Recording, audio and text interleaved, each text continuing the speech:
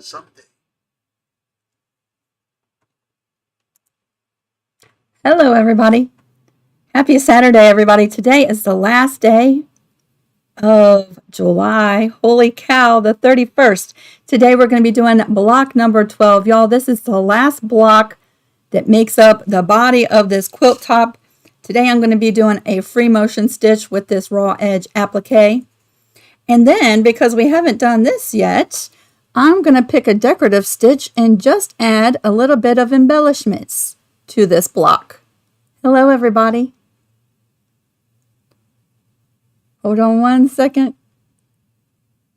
Hold on one second.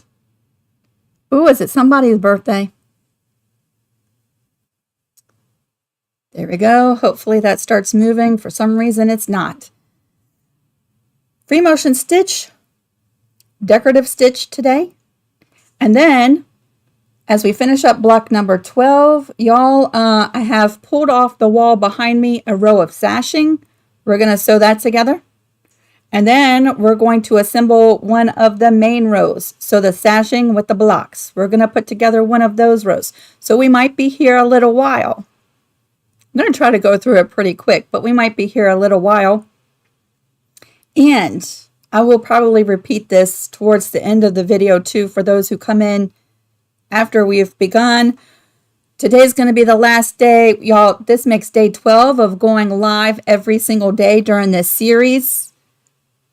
And now comes the fun part after today of me making some more cornerstone and sashing pieces for the bottom portion of my quilt and then sewing everything else together. We're going to meet back next Friday, August the 6th at 12 o'clock noon Eastern Standard Time to talk about the borders. I'll add the blue border with you, and it'll be the same process with the larger outside border. So we'll do the blue border together next Friday, August the 6th, 12 noon Eastern Standard Time. So mark your calendars for that. Hello, everybody. So great to see you. I want to thank my moderators today. Thank you so much.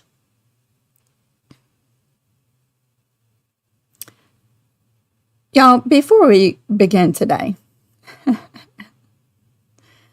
I just want to revisit yesterday's quilt block for just a second. Y'all, I've gotten so many messages since yesterday's quilt block. I've gotten comments on that video. I've gotten messages sent to my personal Facebook account, messages sent to Etsy, messages sent to my business Facebook account. And if they were sent anywhere else, I have not seen them. Y'all, let me rest assured and tell you that I did not purposely put a swastika in this quilt design. I love you, but I did not do that. The rail fence is not meant to be a swastika. Matter of fact, I'm going to pull up a search result on Google that shows you many different layouts for the rail fence. It's a very traditional quilt block dating back to before the pioneer days. You know, they did the rail fence block because it was very easy to do. And most people back then could not afford like large amounts of the same fabrics, and so they were sewing easy strips together, cutting them apart and arranging them into quilt blocks. But I believe that the rail fence dates before even then. I could be wrong. So let me just show you, because I want you to be rest assured. And let me just say, if you are uncomfortable with arranging your rail fence block the way that I have, y'all, there's so many different ways. Just turn the blocks so that they're all going which different way. And it gives you a totally different look. I picked this arrangement because to me, it looks like a present that is gift wrapped. That is my intention behind the rail fence, and that's why it made this sampler quilt. All right, I'm going to just share my screen for a second.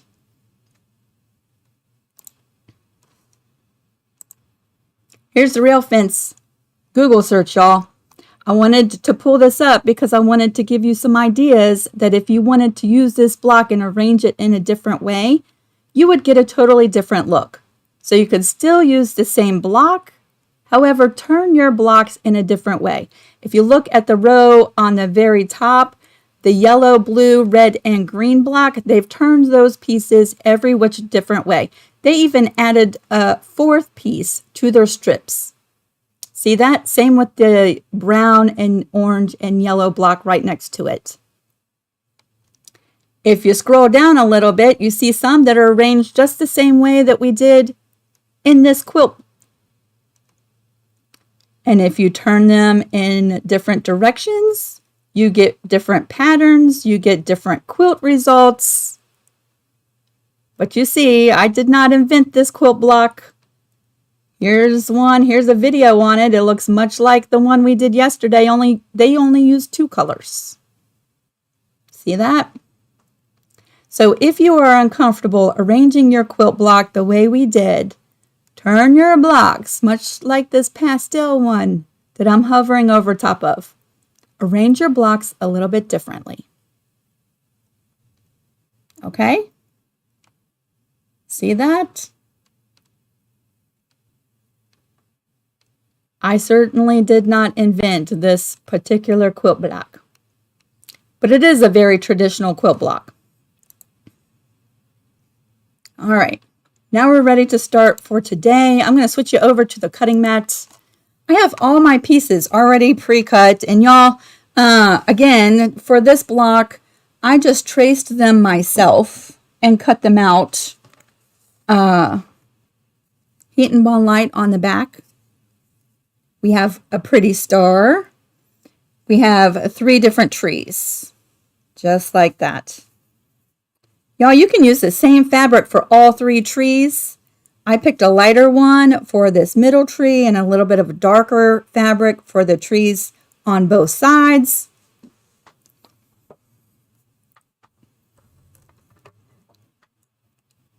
We're going to heat up the iron. I have to turn the temp up just a little bit because I had it set really, really low.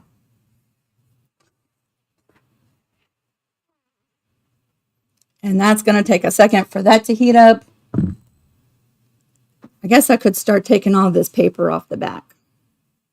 I thought today, because we have not used a decorative stitch yet in this quilt, I thought I would use one. Lord knows I have like 150 of them in my machine, and I don't know that we've ever used one. At least not together during a live. I can't remember.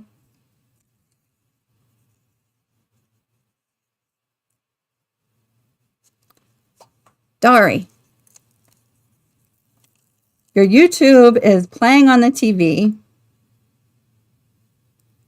They said hi and was hoping you would say hi to them. Mason and Kirsten. Hello. Hello. I hope y'all are being good today.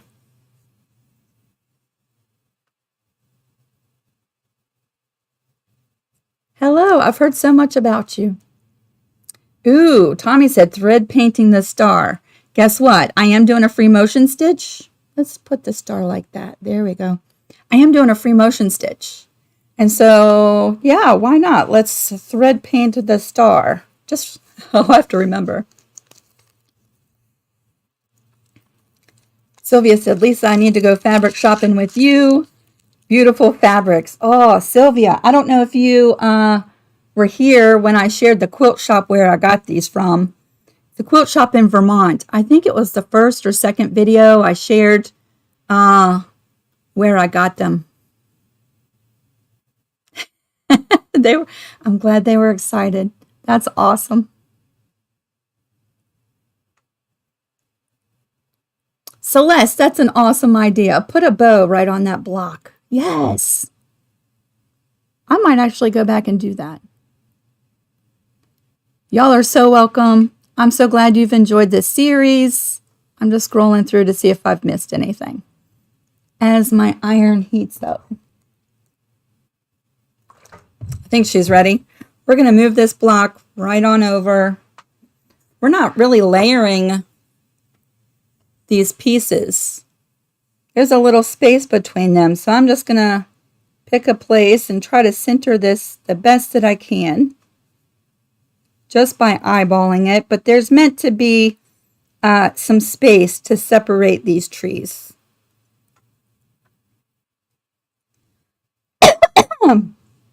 Pardon me, I have a tickle in my throat. And the star we will put right there. I think that looks nice. We're going to start fusing these pieces down.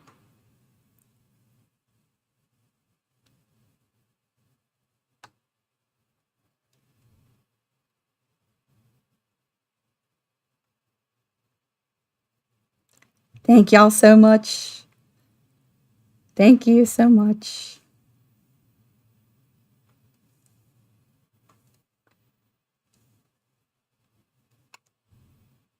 I know it looks like I'm just ironing like this, but y'all, I am actually picking my iron up ever so slightly. I'm really trying not to push this block out of shape or make it bigger or wonky. Do you know what I'm saying? And I know it looks like I'm just swiping across that fabric, but I am actually just lifting it up ever so slightly. One thing I wanted to mention when you're doing these applique blocks too, and if this might be helpful, if not for this quilt, for something else. If you have a hard time doing applique and at the end, you know, you've cut your block to the true exact size and then you've stitched everything down and now your block is a little bit smaller because it's tucked in some. Try cutting your block a little bit bigger than it's supposed to be. Then stitch your stuff down, especially with the satin stitch, because that tends to draw things in. And once everything is stitched down, then square up your block to the true size. That might be helpful for you. I just wanted to pass that along. Let me check these edges. We're close.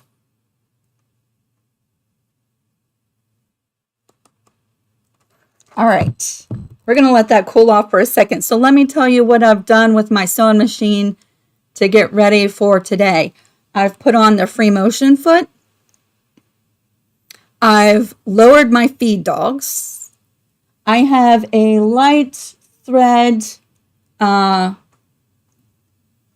the same weight. It's just a little bit lighter in the bobbin. And I'm using a 100% polyester AK Trading Company thread in the top. And I'm going to set the tension at a -1. And we're going to choose the straight stitch. And I'm going to lower that length on my straight stitch all the way down to a 0. That gets us set up to do a free motion stitch. And for this applique, I'm going to just go around the edges of all 3 trees. And then I'm going to stitch down the star. And we'll even fill in the star maybe with some thread painting.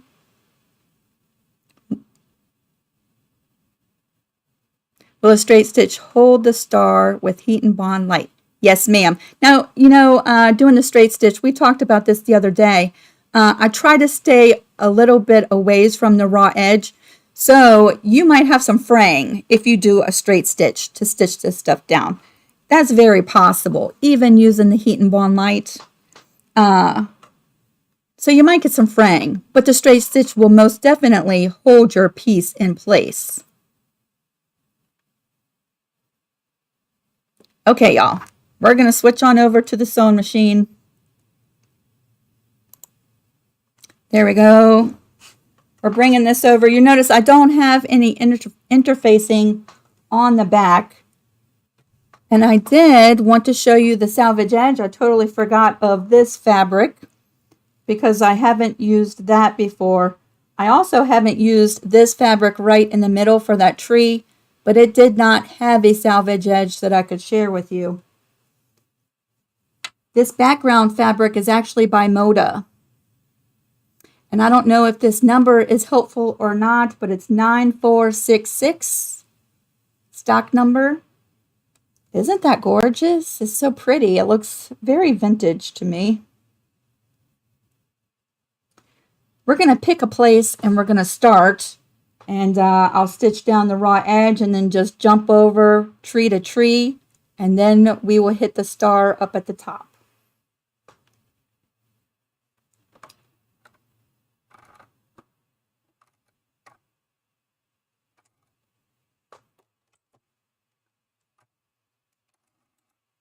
You'll notice I'm bringing that bobbin thread right up to the top, like so. And I meant to pull this thread right through that hole of the foot. There we go. And now we can start.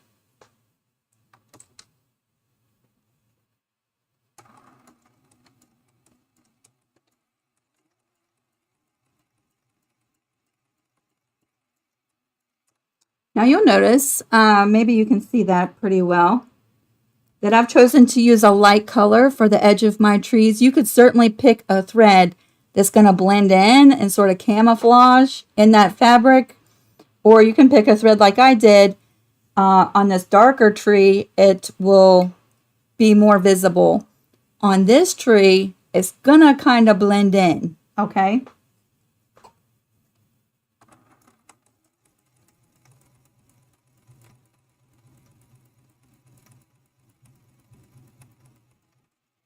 You could even change colors of thread as you're going along.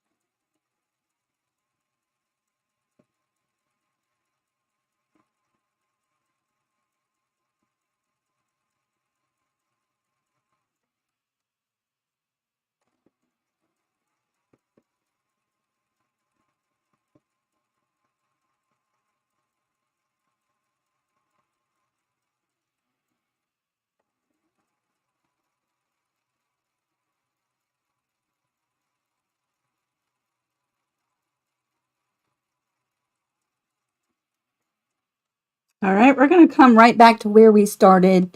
I'll do a couple little stitches to lock it in place, and then we're jumping over.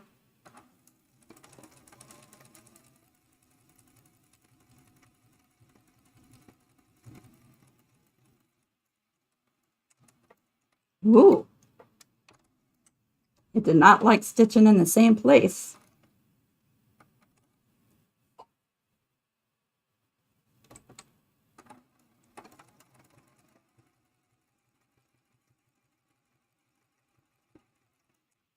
That might be because I forgot to change my needle and it is extremely dull.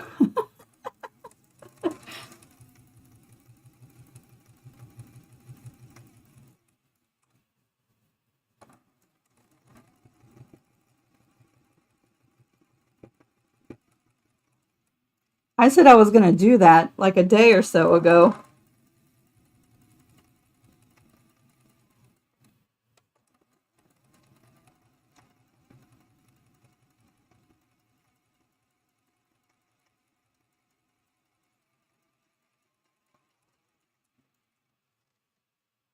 Now this thread is pretty much like you can't even see that. It's almost invisible on this particular fabric.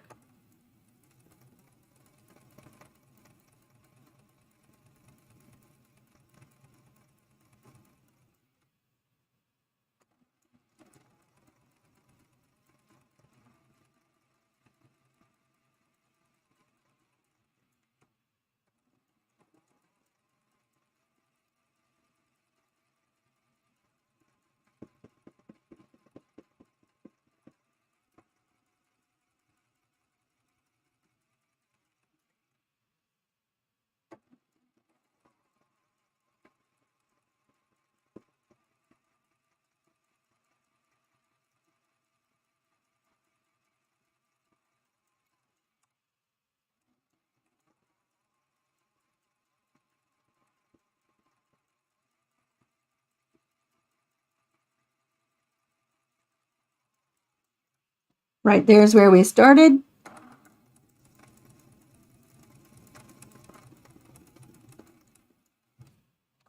And now we're jumping over to this third tree.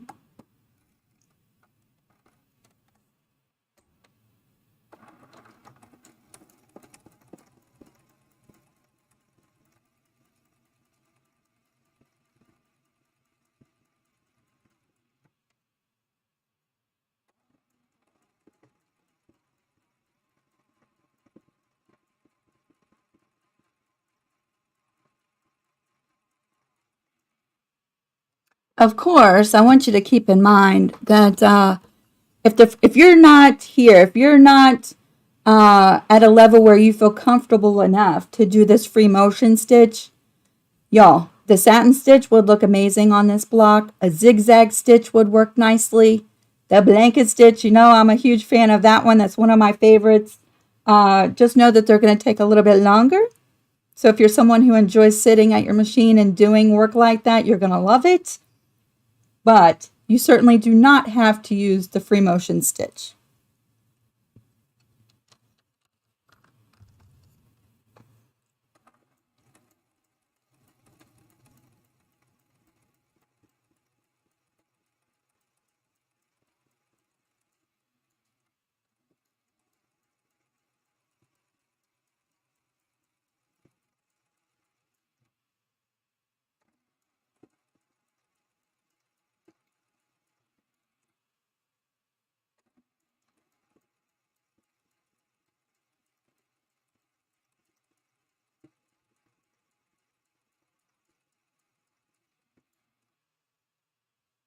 But see how I can switch my fabric and go every which way that I want to? That's nice.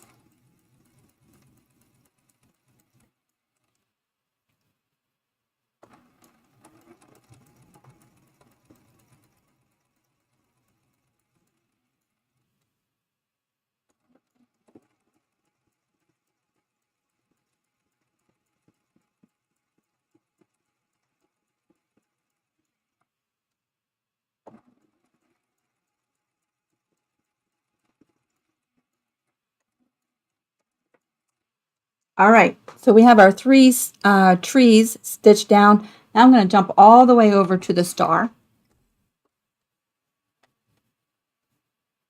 The star could be kind of tricky to stitch that down with a satin stitch or a zigzag stitch. Even a blanket stitch is going to be a little tricky at the tips of this star, and that's the main reason this particular piece right here is the main reason I decided to use a free motion stitch. Yeah, so consider that when you're doing the star. If stitching down the star makes you extremely nervous because you're really new, when you trace your star, trace it with a permanent fusible like your Heat and Bond and the RID package, the Ultra Hold. And then once you cut it out and fuse it in place, you're done. And you don't even have to stitch that down. I'm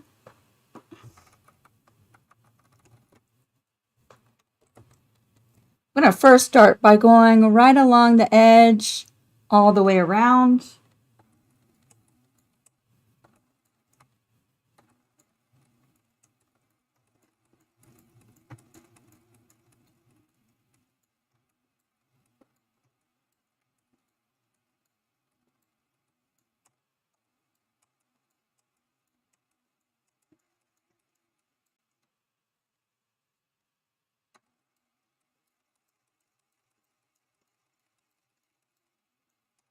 Oh, see that fabric tucking right in there? That is a sure sign that I need to replace this needle. That is just living proof.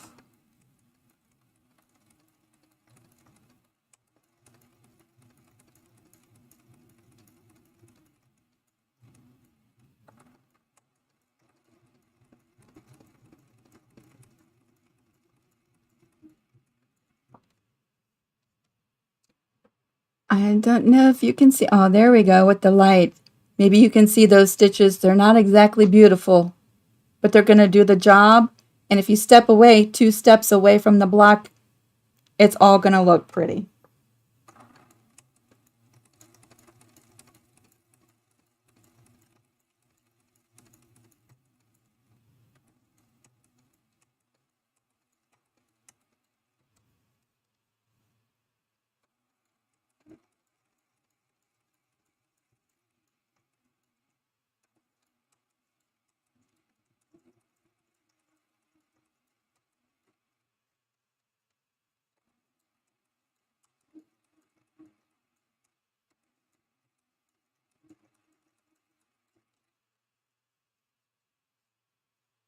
This is just much like the thread painting we did the other day.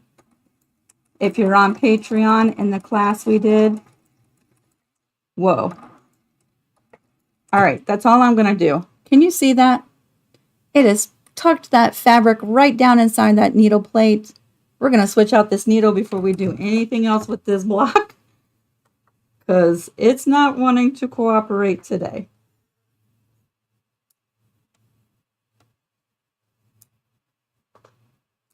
It has seen its better days. So we're going to just go ahead and take that needle right on out before I switch over to a decorative foot and really mess that up.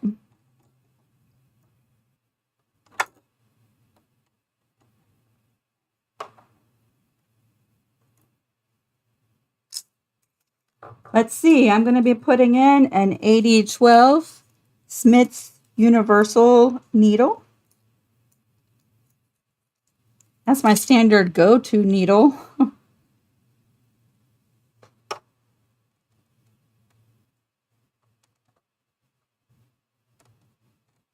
me get this thread out of there.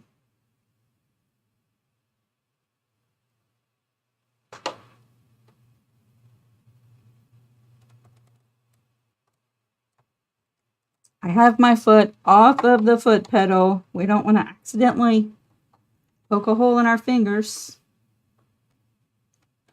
while we're doing this. There we go. And with a nice fresh needle, I should get really nice results with our decorative stitch.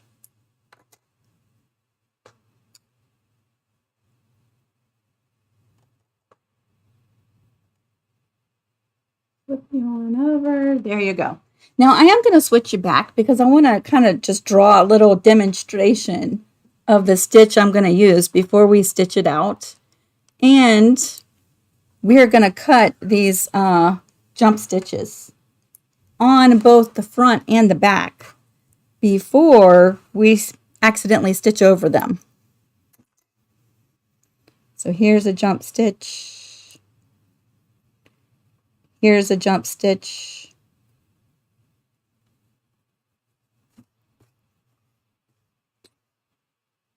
There we go. And I'm going to trim these off the back as well.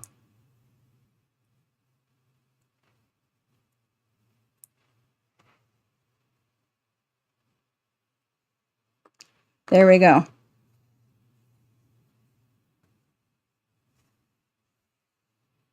She is pretty.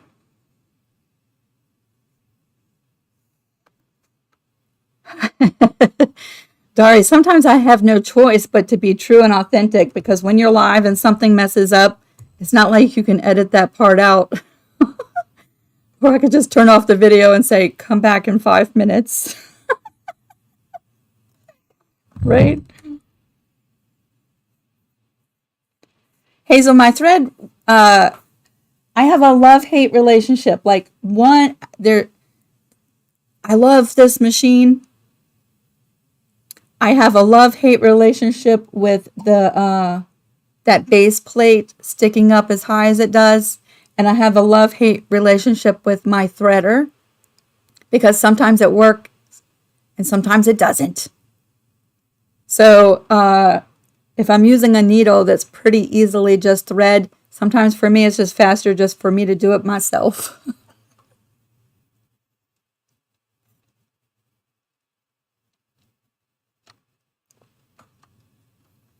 Yeah, don't you think that's interesting that the back of this fabric is dark like that? Isn't that interesting? I think because these little tiny squares are that color.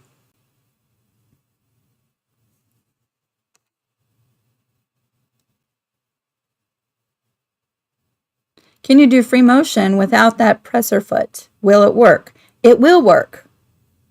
Experiment with the feet that you have. Mainly, you don't want that foot resting on your fabric. You want it raised up above the fabric. And when you're doing free motion work, especially with the older machines, we were talking about this the other night. The older machines, the ones that aren't so much with all the computers and the bells and the whistles and alarms, with your older machines, a lot of people who really are into thread painting and embellishing and art quilts and things like that, some of them remove the presser foot completely. There's no presser foot on there. I do think that could be very dangerous for your fingers, but check out some YouTube videos. They do that.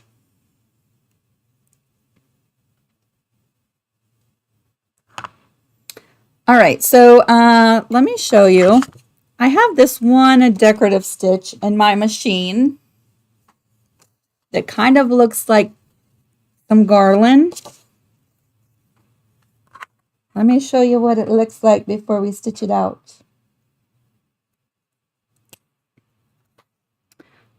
It starts with a stitch and then does a circle, and then it swings back around and it does a circle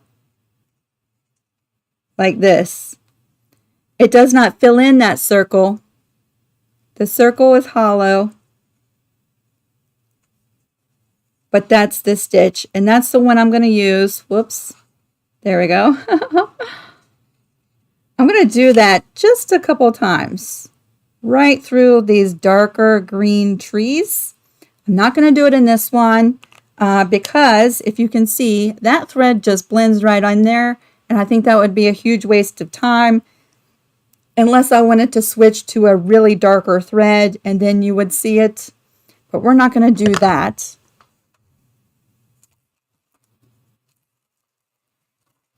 But today we're using something a little bit different. Okay, I don't know that it's 100% necessary with this stitch, but I did test it out a little while ago before we began. And when it makes these circles, these stitches are really close together. To get that nice pretty circle, it stitches those stitches really close together. That's a lot of little punctures in that fabric in a small amount of space. But once it makes the circle, it overlaps the stitches once again to travel down to the next circle. It stitches the circle and then it overlaps that thread one more time, and it does that for each one of these circles. That's a lot of little hole punching for the decorative stitch.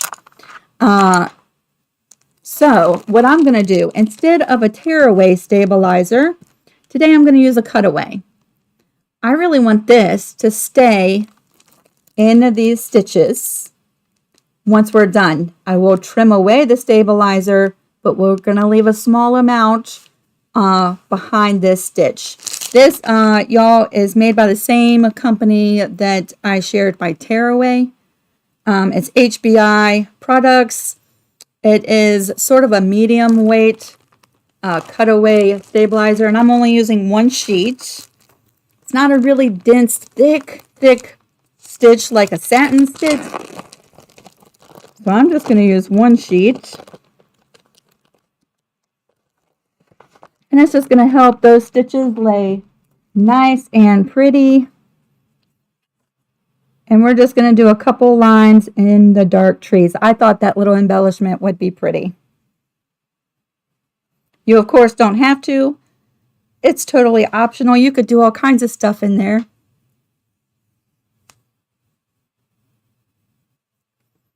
Delia said, I just bought a Juki and it came with so many free motion feet. Why are there so many? Some you can see better than others. Some have like a spoon foot, which is really great for free motion quilting over quilts that have higher seams or applique. So there's different reasons for each one of the different feet.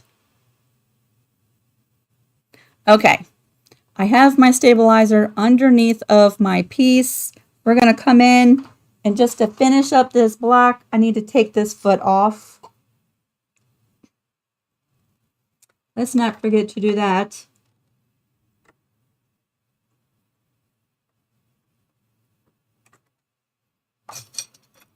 I'm going to put this foot on.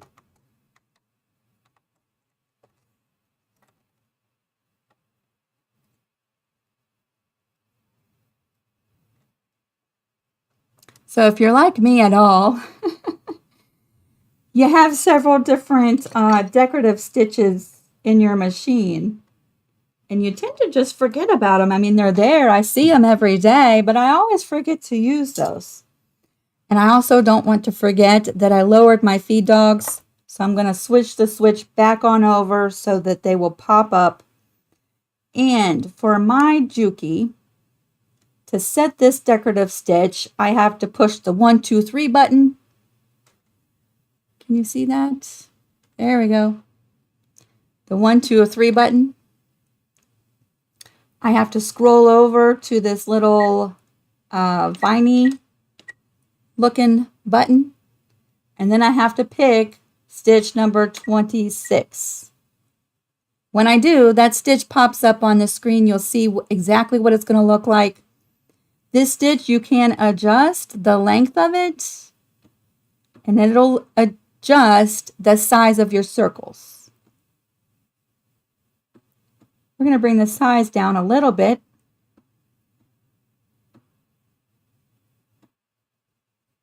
Let's go right there, 3.5. Let's lower this length. There. Let's see what that looks like, because when I tried it in the experiment, I just went with the default. Let's see what that's going to look like.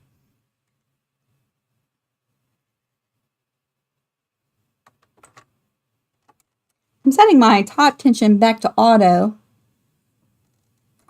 right in the middle.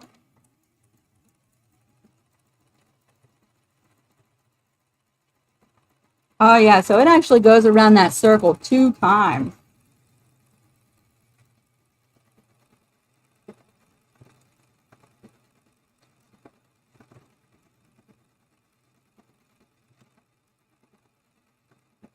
That's a lot of stitches.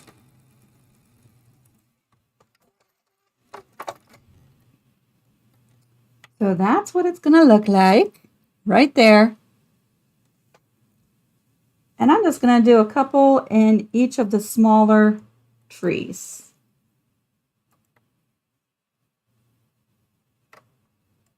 We'll start right here. And I'm starting not at the edge of my tree, but where that stitch line is, so I don't overlap that.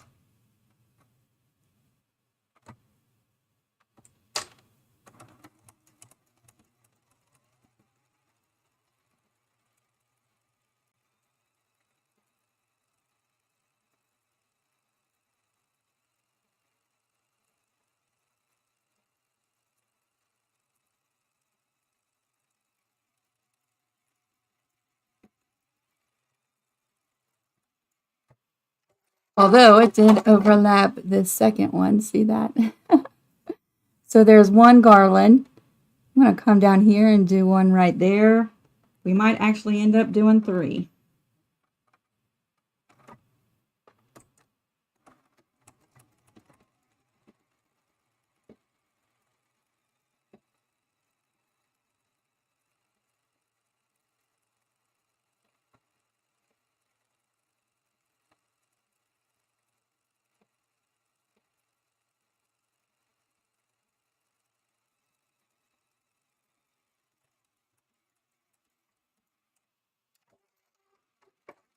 So there's our second, and that width 2 I think is lacking, so we're going to come right down here and do a third one.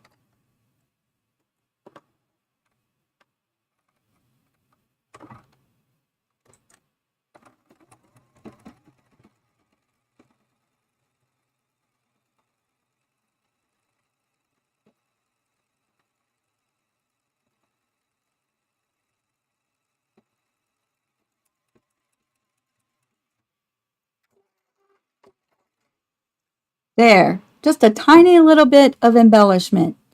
Y'all, you could do this with embroidery thread and it would be shiny, or a metallic thread would be gorgeous. Now, just for fun and giggles, let's pick a different stitch. Let's pick number 25.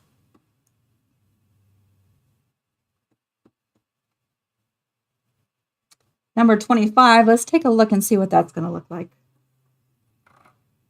I don't know that I've used this particular stitch before.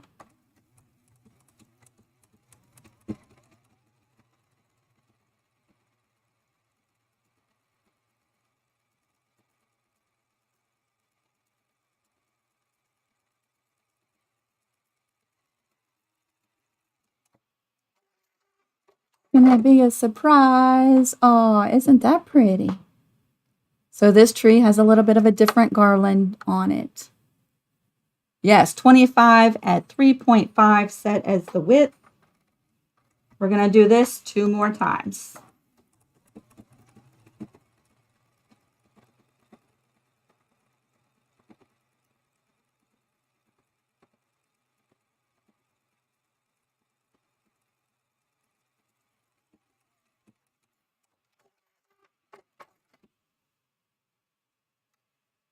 And we're jumping right down here. We will start right there.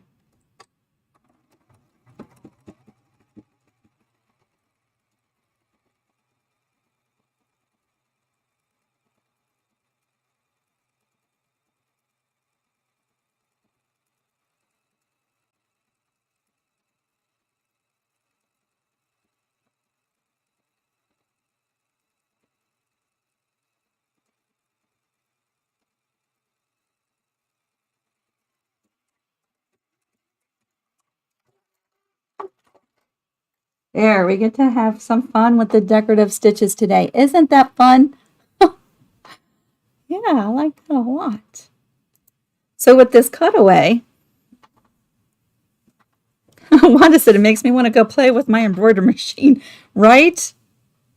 Yes, we are going to be cutting this away, and I'm just going to leave little strips just to support that decorative stitch through the duration, the history, the life of this quilt. This cutaway will stay in the quilt. But I'm trimming most of all this excess away.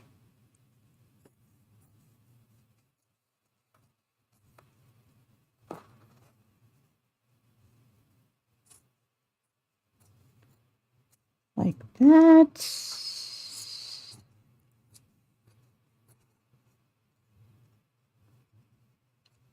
Get up under there.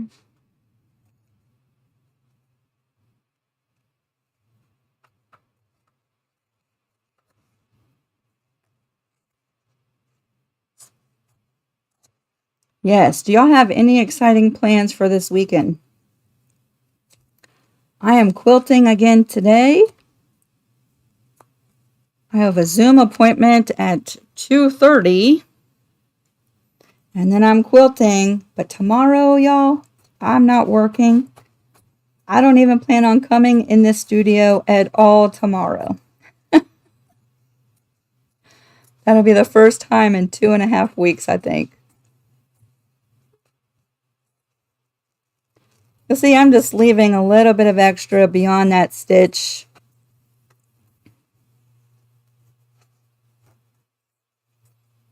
I like to leave myself. Oh, you don't see that.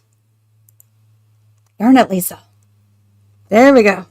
Thank you. See that extra? I'm just sitting here cutting away.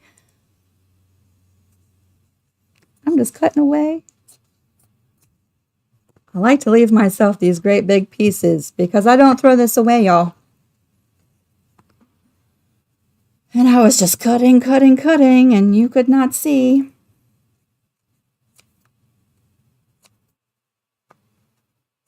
I don't even worry about going in so close. I just leave a little bit of extra. Once you layer this with a batting and a backing, you will never know that that's even in there but believe it or not, it will support that stitching. Yes, so this is the last block, y'all. This is it. I'm just going to cut these little threads at the beginning. And there we go. I like the little garland. I think that's adorable. All the little threads, we just push them right into the floor. The focus is fuzzy.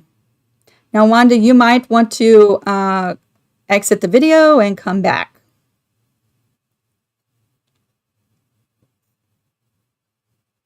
Thank you, Valeria.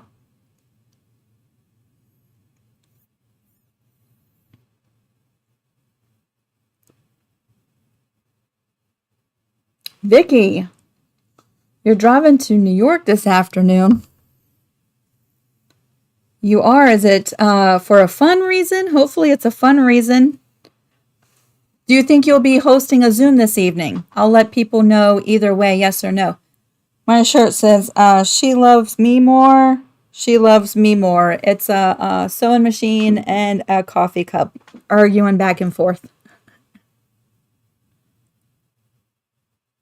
Valeria, did you read my private message?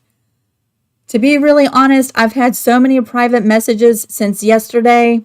They're all kind of running together. I don't recall seeing one from you. But I'm not lying. I've had about 25 private messages since yesterday.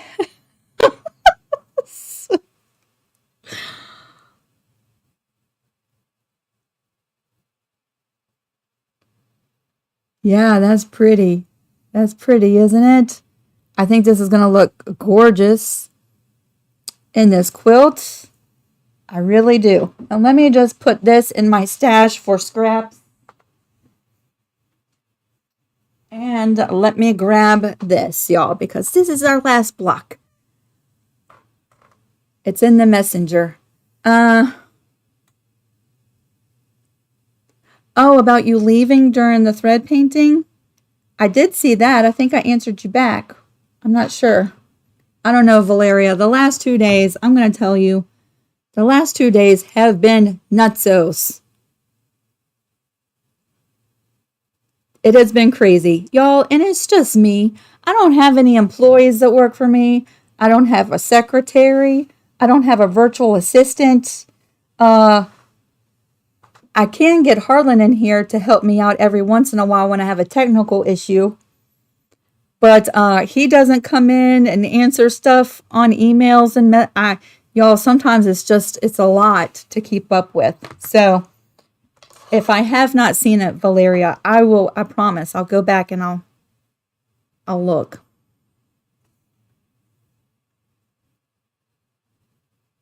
Delia said, "Oh, I'm going to miss your daily lives."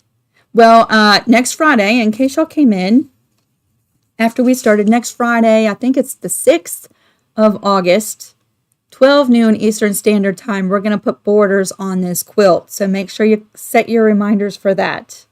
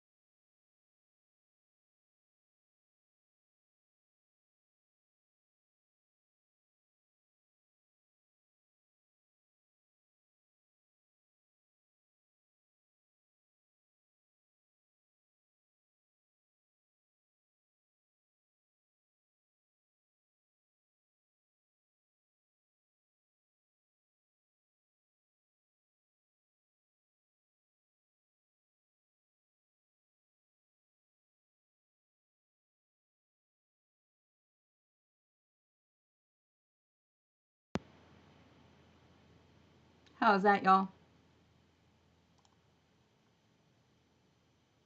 I'm gonna tell you what. Technical difficulties. Hold on a second. Let me get this going. Dun, dun, dun, dun.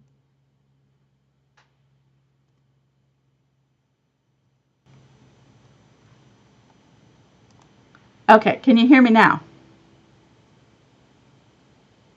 Every once in a while, my microphone wants to go out. I'm not sure why.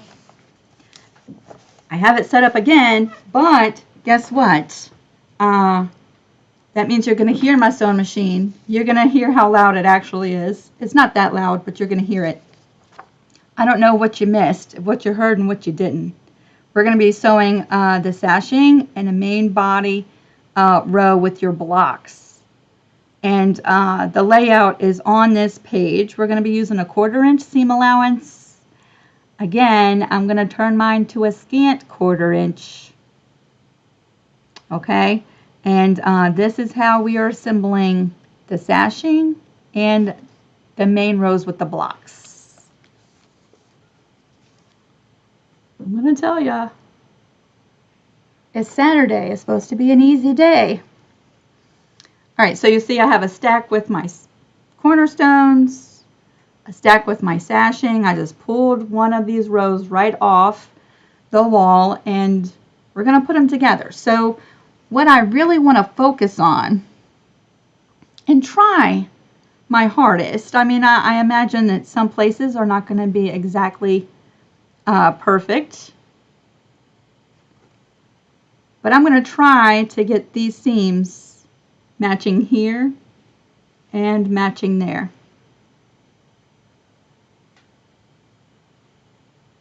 All right, so that's what we're going to try to do.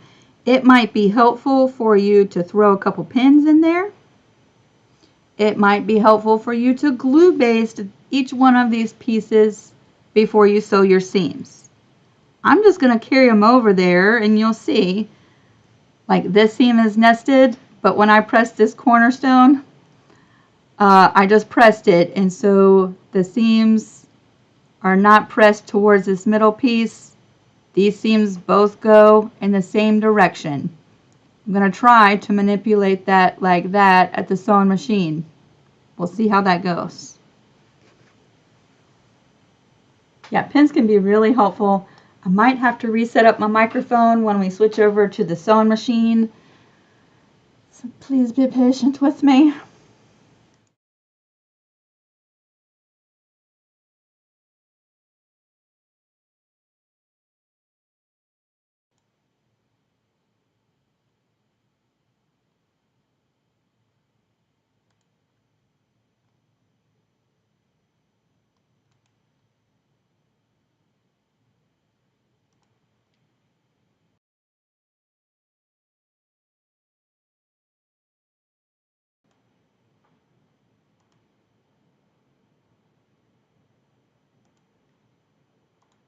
Okay, I'm back. I don't know why my microphone just wanted to stop.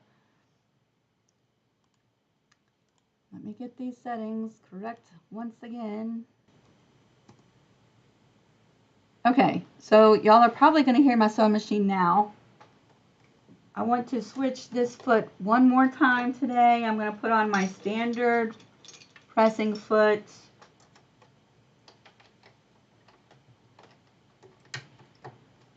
I am going to set my 1/4 inch seam allowance. Oops, clear. But also I'm using a scant, so I got to click my needle over to the right 1, 2, 3, 4, 5 times. There's my scant 1/4 inch.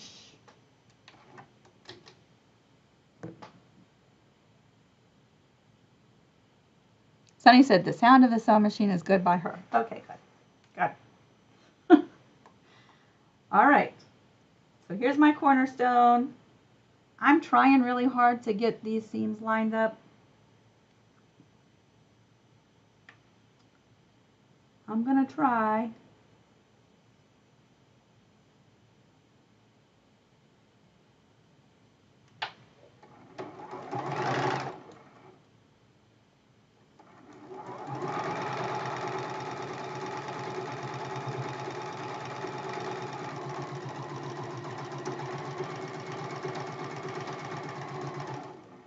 And guess what? I'm not going back and forth and pressing each one of these seams.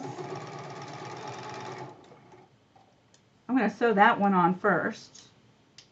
So this is the left side of the sashing. That's not bad. Left side of the quilt, and we're working our way to the right side.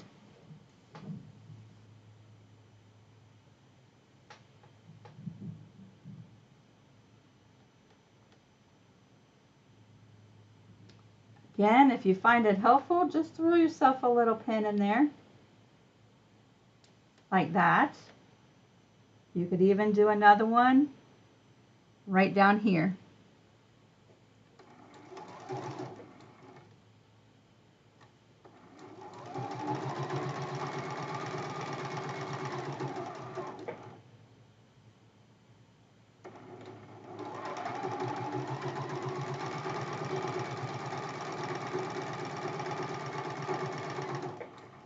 I try not to sew over those pins, but sometimes I do anyway.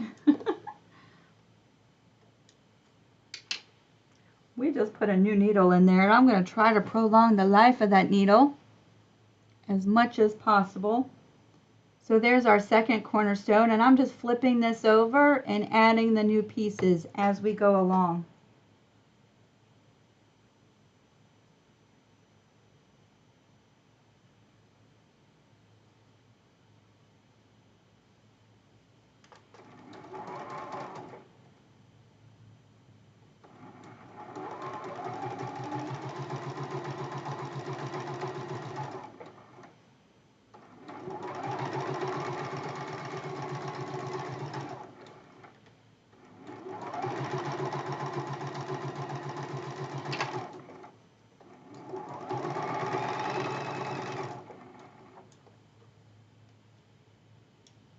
We're going to flip that piece over and bring in another cornerstone.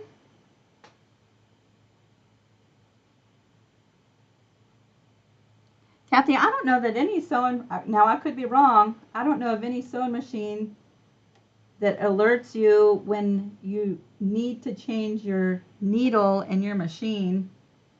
I think when you start having performance issues, change the needle. When you start hearing noises that normally you don't hear, change your needle.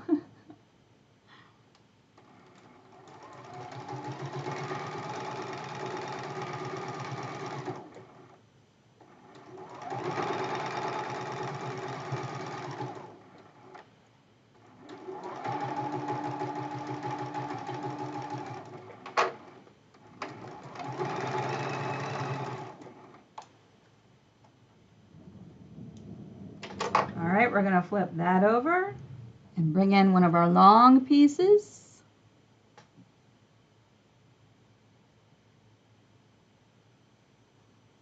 You'll notice that if my sashing is if any of these pieces is a little bit longer, I'm matching that raw edge up to the shortest piece.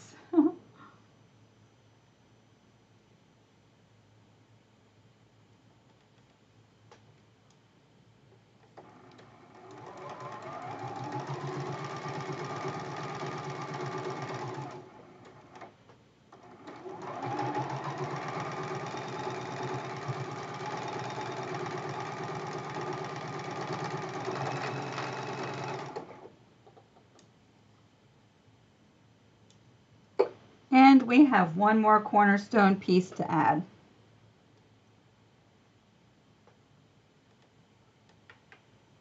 I'm just flipping it right down on there.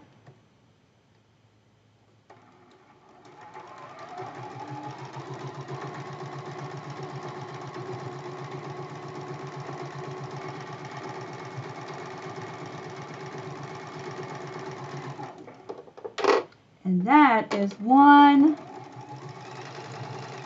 row of just sashing. You have them in between each one of your rows with blocks, and you have one at the top and the bottom of this quilt. Can you still hear me? Okay. I'm going to go ahead and press these seams.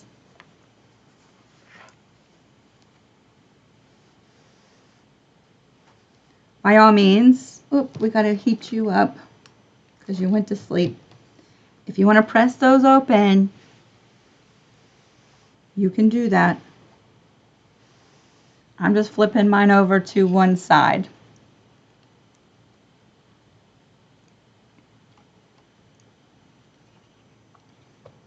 Sunny said, I like the sound of the sewing machine. I'm going to be really honest with you. I don't put the filter on my microphone because of the sewing machine. I have a cockatoo. Most days, he is such a good boy. He is so good. Some days, he just wants to raise a ruckus. And you can hear him all the way, like during the day, he's downstairs. You can hear him up here with the door shut. So I have a filter on that cuts out background noise just in case he wants to act up. There have been days where he has acted up during our lives, and I've gone back to watch the replay and you can't hear him. You also can't hear the sewing machine.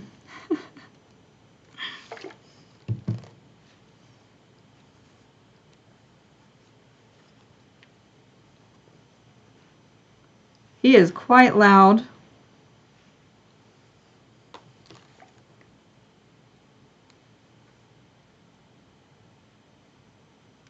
Yeah, they're noisy birds.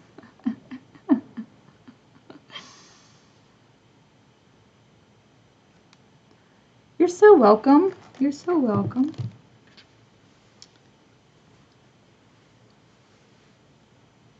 I'll tell you what. I think I do want to get specific with the way that I press these because I think I would like to nest these cornerstone blocks with the blocks of our quilt. So I'm going to press the seams towards the cornerstones in these long sashing pieces. That'll help.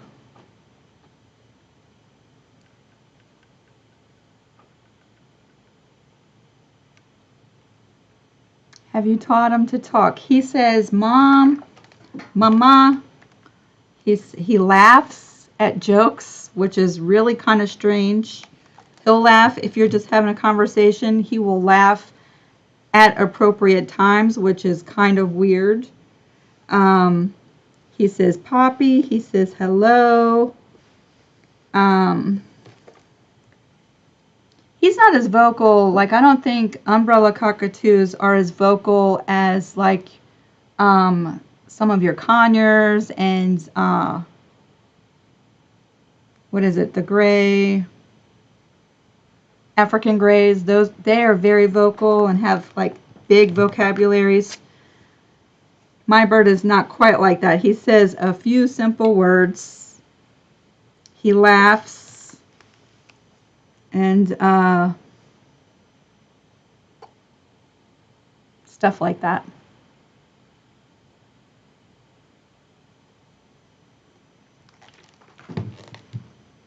So each one of these long sashing pieces, I'm going to remember that I want to press my seams towards these cornerstone units. So there we go. Let's put myself on the spot. How did we do? That's not too bad. That's a little off. Big scheme of things. Ooh, that one's better. That one's a little off. Not too bad. Not too bad for just holding these pieces in place. That's a little off. In the big scheme of things, I'm happy with that. It could be better. Now we have our rows, y'all. Now these are going to be quite longer seams. Y'all know I struggle with these longer seams. You would think I'd have so much practice sewing t-shirt quilts together because I'm usually dealing with bigger blocks, but this is the part I struggle with the most. To start off our rows with our blocks, we're going to start with the sashing piece, And that's going to come over to block number 1, and we're going to sew that. Okay. I'm about to run out of bobbin thread. We're going to line that up and sew this seam. And to be really honest, I think you kind of get the idea. I don't know that we're going to put this whole row together.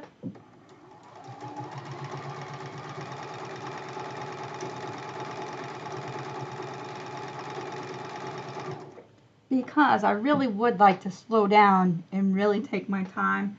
I think the results of my sewing would be a little bit more precise if I were to really slow down with it.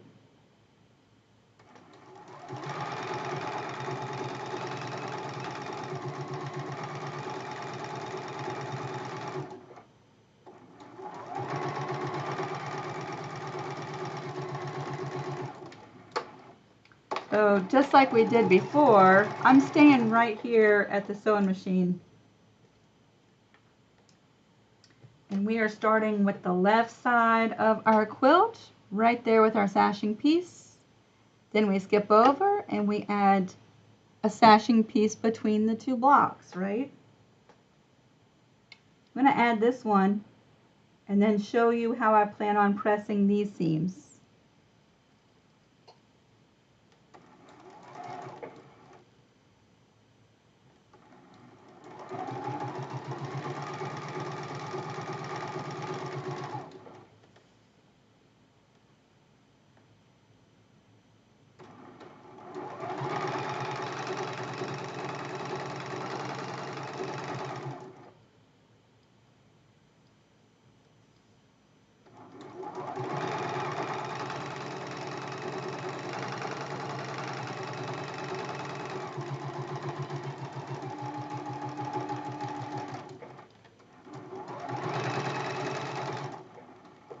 All right, and you just continue and continue. Next, you would add one of your blocks. You just keep rotating your way right across that row. Turn dash would be our next block to add. Now on our sashing pieces, the ones that go between these rows, we press the seams towards the cornerstones. For this row, I'm going to be pressing these seams towards the block, not the sashing, but towards that block. That's going to help me nest those seams.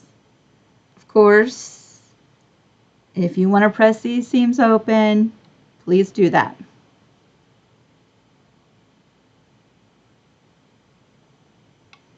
You're right, Cheryl, you won't see it 5 feet away. And certainly, if someone comes to visit and I'm like, here, use my Christmas quilt to sleep with tonight. See how my points didn't meet in the stashings? You would never hear me say that.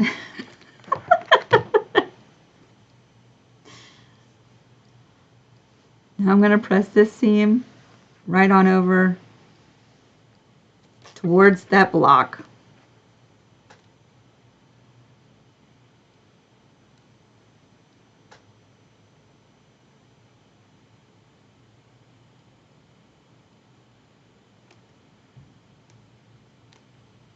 What that's going to do is it's going to really help me lock in the seams. When I get all of these rows pieced together, it's going to really help me lock in the seams when we start joining the sashing pieces right here to our rows with our blocks, right? Because you're just going to take the sashing piece, turn it over. You're going to match up those seams right there. Throw a pin in there if you want. Glue basting. Oh my goodness. It's a little time investment, but it's so worth it. If you struggle with matching your points, like sometimes I do, glue basting is going to be one of your best friends. But that's the one seam I didn't do towards the cornerstone. There we go. Here we go. See how they nest right there like that? That nesting is also going to help. So you're just going to match up those. You're going to sew with your 1/4 inch, and then you're going to press that seam. And that's how you're joining each one of these rows. You got some skinnier sashing rows, and then you have your block rows. And you just work your way from the top to the bottom, joining these rows together. Now, does anybody have questions about that? That while we're live, I could do an explanation or try to help with. I think this is going to be such a beautiful quilt. I will be doing a show and tell next Friday as well. So sometime midweek maybe I'll put up on Creative Crew at the very top of our page in the announcements section a show and tell. And if you want to participate, I know there's been a little bit of confusion about that too. If you want to participate in the show and tell that we're going to do here live next Friday at the end of that video, you have to share your pictures in the comments section of the announcement. Now, if you go there right now, you're not going to see nothing in the announcements. I've not put it up there yet. So check back to Creative Crew often, check in daily, and just keep an eye in the announcements section. What kind of glue would you suggest for glue basting? School glue? My two favorite are the Elmer's school glue. Looks like it has the chalkboard on the front. And in the last couple of years, I've switched over to Elmer's glue wall. This still washes out of your quilt when you wash your quilt, but you'll see it says extra strong formula. It's a little bit of a stronger glue. And so I kind of like that. So I've totally switched over to the glue all. And it does wash out. The first time you wash your quilt, all that glue comes right out.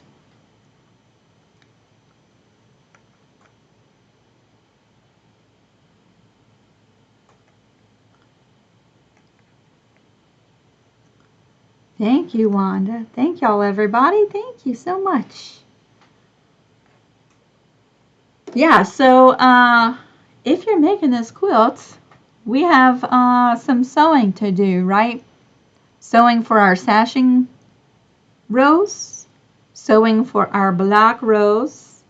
Some of you are still working on some of your blocks, and some of you have your top with your borders already done, and you're on to quilting. I've got a little bit of work to catch up to that point. Quite a bit of work to catch up to that point, but I am like 99% sure that by next Friday I'll be there at least to the point where we're going to add the borders. And Friday during that live, I will work on adding the small blue border. That's what we're doing. I don't know that we'll add the next larger border, the outside border, together. But it's going to be the same process as adding the smaller border. So you'll get to see that being done on this quilt. Vicki got 2 more blocks done last night. Those Zooms have been so helpful. Vicki, and I've missed coming in the last couple of nights. Harlan and I both had been working some really long days, like working overtime several days in a row. So the last couple of nights we've just chilled. Last night we watched an old classic movie, Over the Top. Have y'all seen that movie? It's like an 80s with Sylvester Stallone, Over the Top. It's one of my favorites.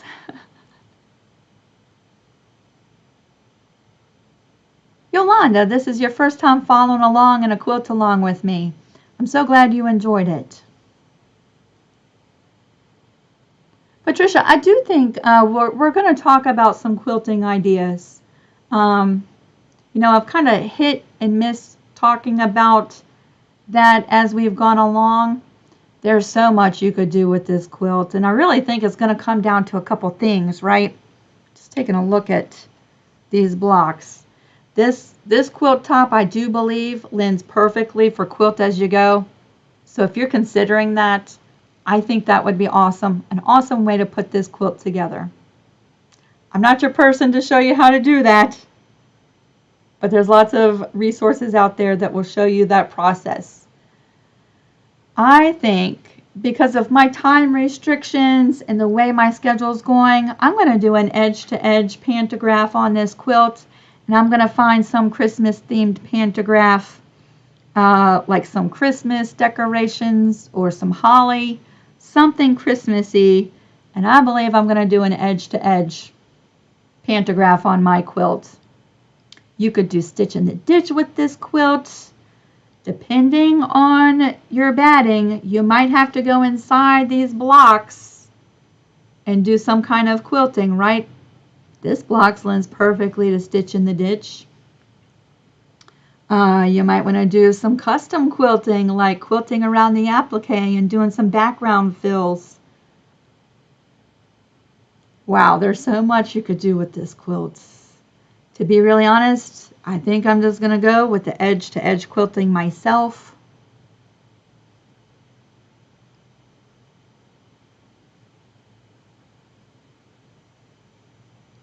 Vicki said she will be Zooming tonight and maybe tomorrow. Y'all keep an eye out for that over on Creative Crew.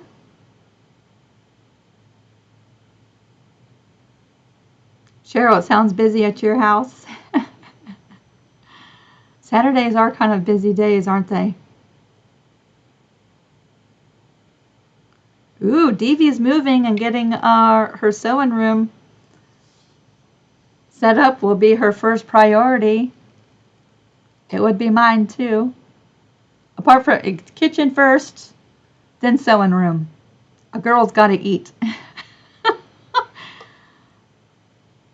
Y'all are so sweet. Y'all are so sweet. You know what? I have thoroughly enjoyed this. And when I first started, when I was planning all this, I thought 12 days live.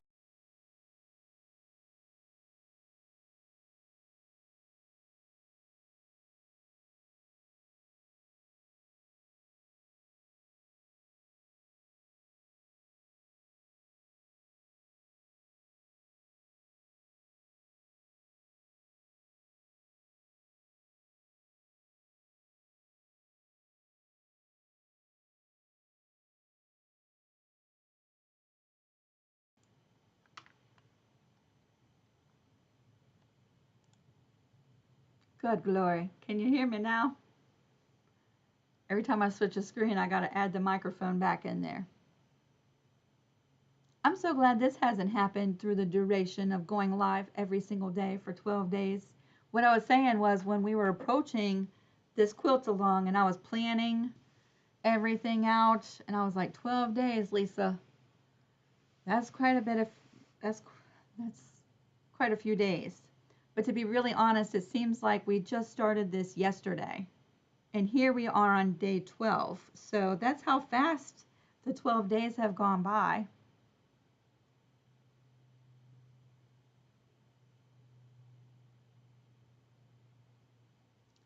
Can you hear me now? I'm going to tell you what, for all of those who are considering making YouTube videos, and I know you're out there because I've talked to you, and you wonder, what cameras to use, and you wonder what microphones to use, the blue snowball. I'm not in love with it. Sometimes during the Zoom it acts up too, so don't buy a blue snowball. The little round one that sits on the stand.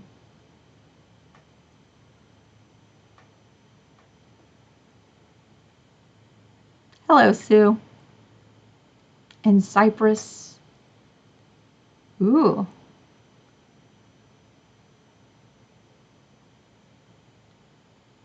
Hopefully y'all can hear me now. I hope you have a fantastic weekend.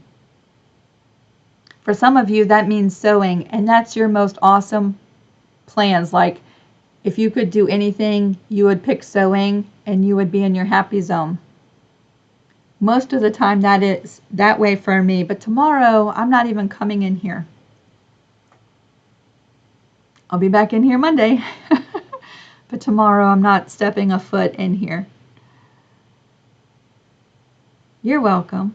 You're welcome. I hope y'all have a fantastic rest of your weekend. I hope you do something fun. I hope you do something relaxing this weekend. Y'all are so busy. Sometimes I think I'm busy. I hear some of y'all's schedules and y'all are just nonstop, go, go, go. I hope you find some time for yourself and some time to relax this weekend. All right, everybody. I will see you for sure next Friday, August the 6th, 12 p.m. Eastern Standard Time. Keep an eye out on my channel for the thumbnail, and then you can set a reminder. That'll be up in a couple days. And until I see you then, I hope you have fun creating. Bye-bye, everybody. I'm going to go throw this microphone right in the trash can. I'll go order myself a new one. That sounds like a good plan for this afternoon. Bye, everybody.